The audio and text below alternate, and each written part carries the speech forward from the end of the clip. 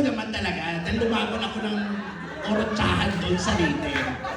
Bakte ang initugtog ko, lalabanan ko kayo.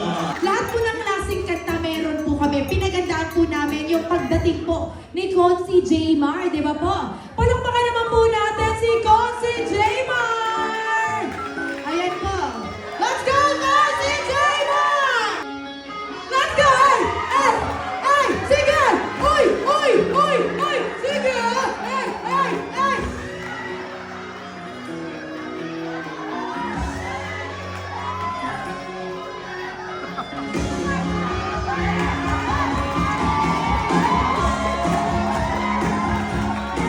Let's go! May lalaban na dyan! Sino? Imben, nandyan ka na ba, Imben? Let's go! Ito!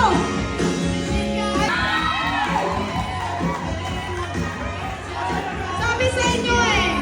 Ito yung props mo! Let's go! Sayawan mo kami ha! Ay! Ay! Ay! Ay! Ay! Ay! Ay! Ay! Parang lasing lang ah! Ay namang na siya! Let's go! Oh!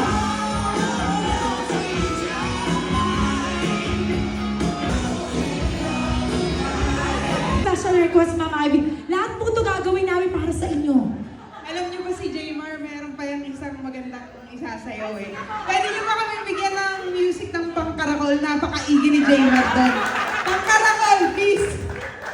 Wait lang. Lalaklak lang ako para sa iyo, Ivy. Sabi niya, mawawalan na ako ng trabaho, mawawalan pa ako ng dignidad. Diba?